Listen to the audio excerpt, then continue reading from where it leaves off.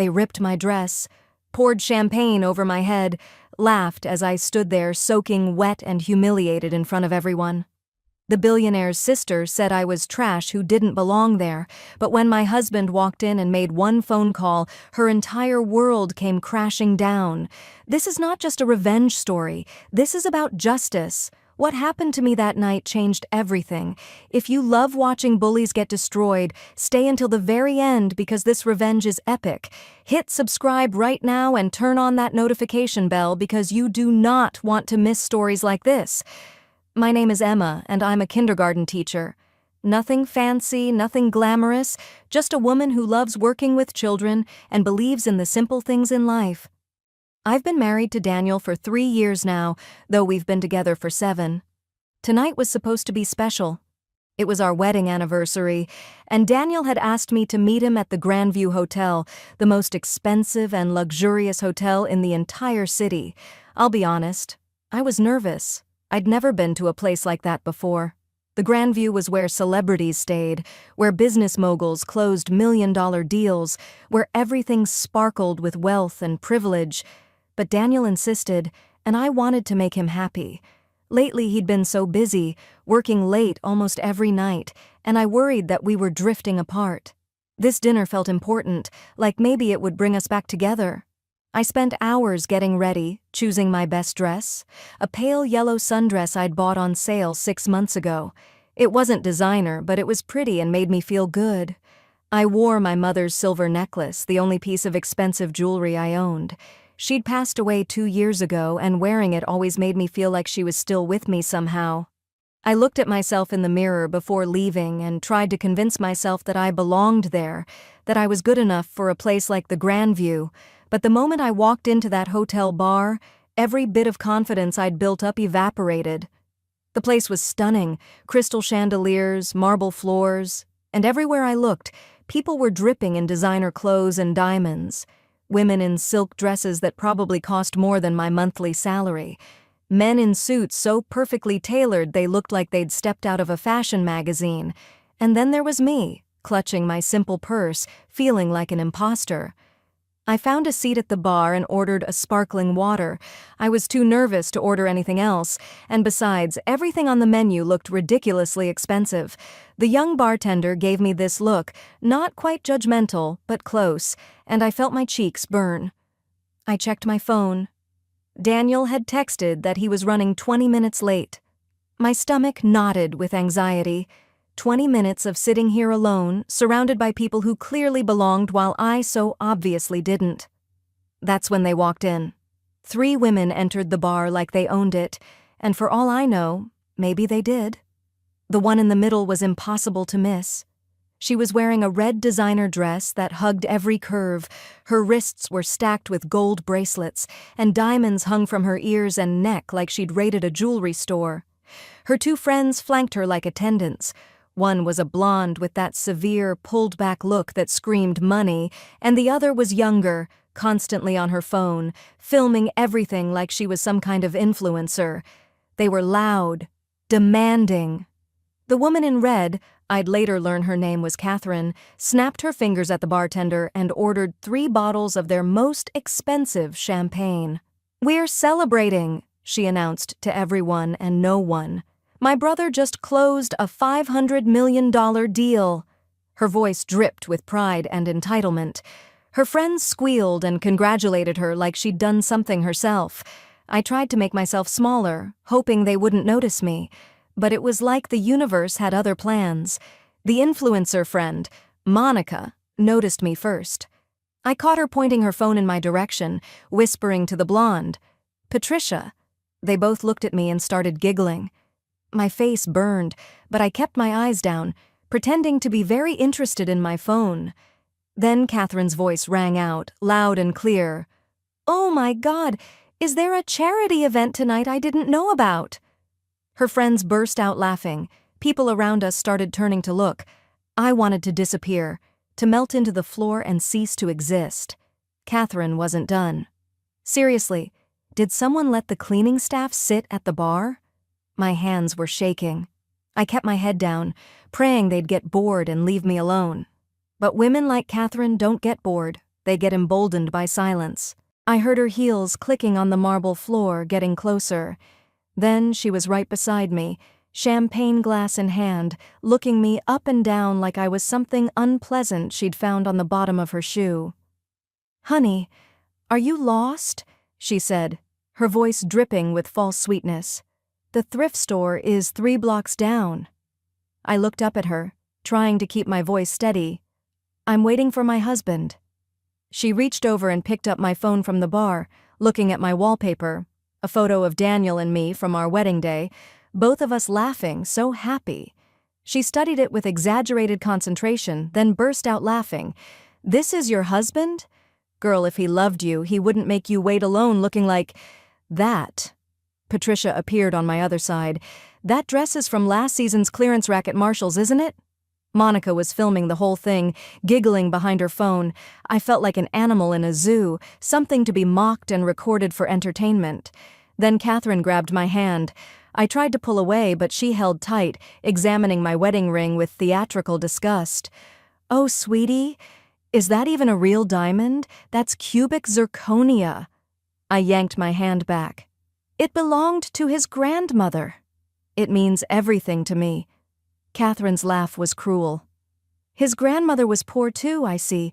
How tragic." She turned to her friends. "Can you imagine being married and your ring costs less than my gym membership?" My eyes filled with tears, but I blinked them back. I refused to cry in front of these women. I stood up, my voice shaking but determined. "I don't know what your problem is, but I haven't done anything to you." Catherine's expression changed. The fake sweetness vanished, replaced by cold contempt. "Your problem is you exist in my space." Then, with a deliberate flick of her wrist, she knocked my glass of water over. It spilled across the bar and splashed onto my dress. "Oops!" "Oh no, now your precious dress is ruined," Patricia chimed in. "Actually, water probably improved it." I grabbed napkins with trembling hands, trying to dab at the water, but it was everywhere. People were staring now, some with uncomfortable expressions, others with amusement. Not one person stood up to help me. Not one person told these women to stop. I tried one more time to stand up for myself. "You know what? Money doesn't make you better than anyone." Catherine's face darkened. "What did you just say to me?" I swallowed hard. "I said money doesn't—" I didn't get to finish. Catherine picked up the newly opened bottle of champagne, the expensive one she'd just been bragging about, and threw it directly at me. The shock hit me before the cold liquid did. Champagne drenched me from head to toe, soaking through my dress, my hair, dripping down my face. The entire bar gasped. I stood there, frozen, trembling, unable to process what had just happened. Champagne dripped from my hair onto the marble floor. My dress clung to my body, completely ruined. "Oh my God, Catherine, you got champagne on her designer dress," Patricia said, and they all burst into hysterical laughter. Monica's voice cut through. "This is going viral! #reality check." I couldn't move, couldn't breathe. Humiliation washed over me in waves, worse than the champagne. Everyone was staring, some filming on their phones, and still, no one helped. Then Catherine's eyes fixed on my necklace. "Is this silver even real?" Before I could react, she reached out and yanked it. The chain snapped, beads scattering across the floor. "That was my mother's!" I cried out. "She passed away!" Catherine examined the broken necklace with mock sympathy. "She had terrible taste, too." Something inside me broke. I lunged forward, trying to grab my mother's necklace back. In the struggle, I felt Catherine's hands on my dress. There was a horrible tearing sound. She'd deliberately ripped my dress at the shoulder. I clutched the torn fabric, trying to hold it together, tears streaming down my face. I'd never felt so humiliated, so violated, so utterly alone in my entire life. But Catherine still wasn't finished. "Security! Security!" she screamed. 2 security guards came rushing over. Catherine pointed at me with a perfectly manicured finger. "This woman attacked me. She tried to steal my necklace." I couldn't believe what I was hearing. "What?" "No, she broke my necklace." Patricia and Monica immediately backed her up. We saw everything. She grabbed Catherine first. The security guards looked confused, taking in my soaking wet, torn dress, my tear-stained face. But Catherine's confidence never wavered. "Do you know who my brother is?" she hissed at them. "He could buy this hotel. Remove this trash now."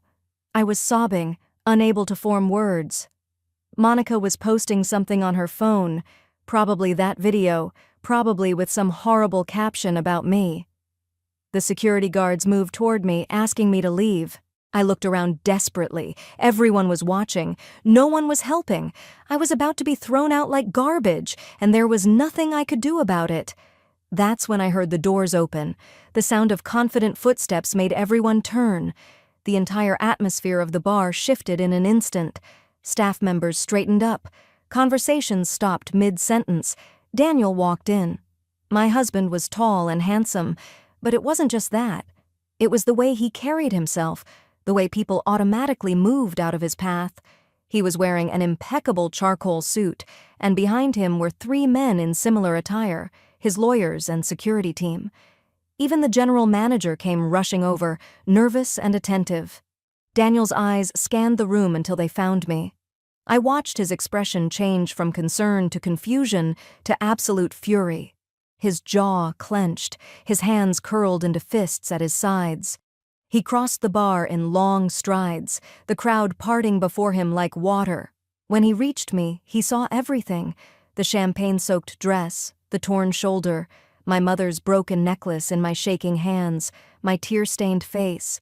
He gently removed his suit jacket and wrapped it around my shoulders. His voice when he spoke was ice-cold with barely controlled rage. "Who did this?" Catherine, apparently not recognizing him and still riding high on her power trip, stepped forward. "Finally! Are you hotel management? Your bar lets in the wrong kind of—" She stopped mid-sentence. I watched recognition slowly dawn on her face, watched the color drain from her skin. "Daniel. Peterson?" Daniel turned to her slowly. "Catherine. Oh my God. Daniel. I didn't know. This is your wife." The way she said it, like everything would be fine if she'd only known who I was married to, made me sick. But Daniel's expression showed he understood exactly what kind of person she was. "You poured champagne on my wife," he said, his voice deadly calm. "You ripped her dress. You broke her mother's necklace." Catherine started stammering. "Daniel, please, I didn't know she was—" "Didn't know she was what?" he interrupted. "Human? Deserving of respect?" Patricia and Monica were already backing toward the exit. The security guards who'd been ready to throw me out now looked terrified. That's when Catherine's brother arrived.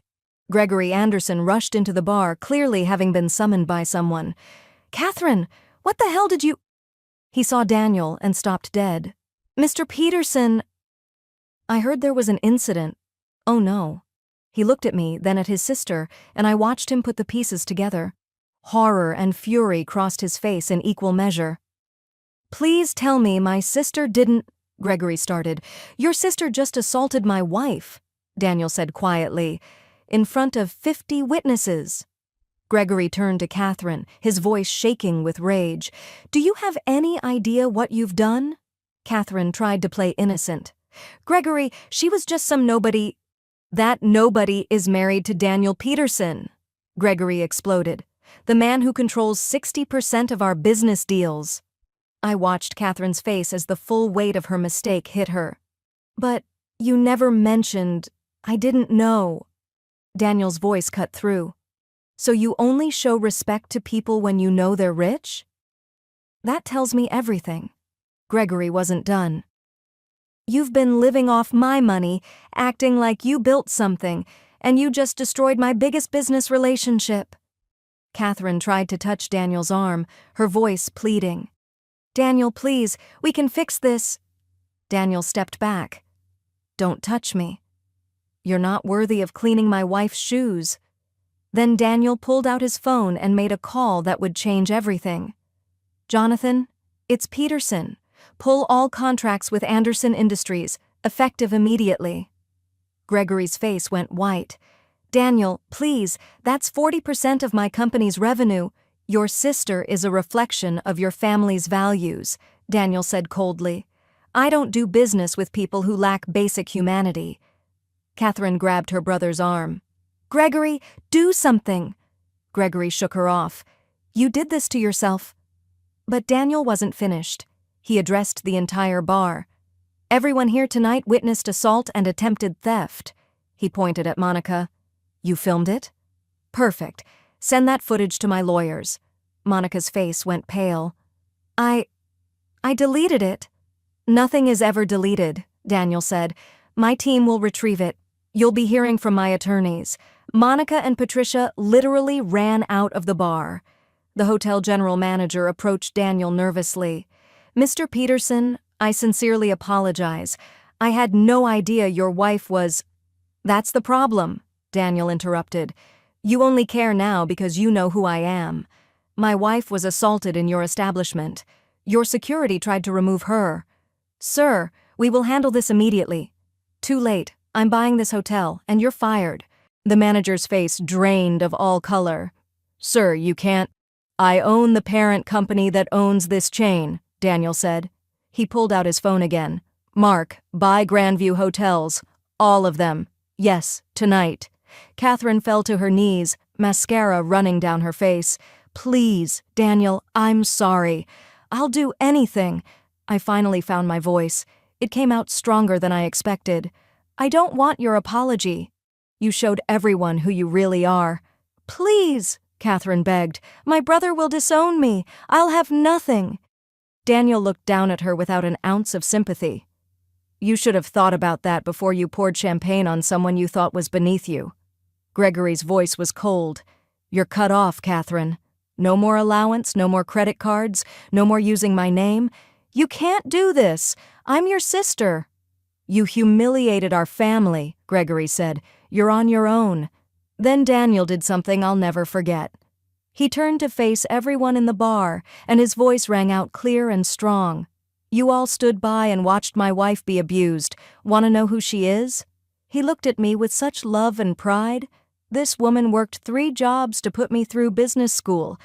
She believed in me when I had nothing but a dream and $200 in my bank account. People were listening now, really listening. She's donated over $1 million to charities, anonymously. She teaches children, shapes futures, and has more class in her little finger than all of you combined. His voice softened. She could have designer clothes, diamonds, expensive cars, but she chooses to stay humble and give back. My tears now were different, tears of being seen, valued, loved. Police arrived shortly after. Daniel had called them while talking to Gregory. Catherine was arrested for assault. That video Monica took? It became evidence against Catherine, showing her cruelty for the world to see. She was escorted out in handcuffs, her makeup running, her designer dress wrinkled, completely destroyed. When the bar finally emptied, Daniel and I sat together in the silence. I'm so sorry I was late, he said softly. This never should have happened. I leaned against him. You defended me. You showed everyone that I matter. You've always mattered, he said. To me, you're everything. He pulled out a small box and opened it. Inside was a delicate silver necklace, beautiful but understated, so perfectly me. I can never replace your mother's, but I hope you'll accept this as a reminder that you are precious. I cried as he fastened it around my neck. That night taught me something I'll never forget. Catherine's video did go viral, but not the way she'd planned. People saw her cruelty, her entitlement, her complete lack of humanity, and it destroyed her reputation.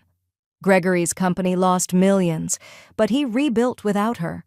The hotel manager was fired, and Daniel installed new leadership focused on treating everyone with respect. And me? I went back to teaching, because that's where my heart is, because money and power and designer clothes don't define who I am. My value lies in how I treat others, in the lives I touch, in the love I share. Catherine had everything money could buy, but she had nothing that mattered. That night taught me something I'll never forget. Never let anyone make you feel less than. Your value isn't in your bank account or your clothes. It's in your character, your kindness, your strength. Catherine had everything money could buy, but she had nothing that mattered. If this story fired you up, if you're standing up and cheering right now, smash that like button. Subscribe and hit that bell because I share true stories about justice, karma, and people who get exactly what they deserve. Comment below, "Justice served," if you loved this ending. And remember, stay humble, be kind, but never let anyone treat you like you don't matter, because you do matter. I'll see you in the next story.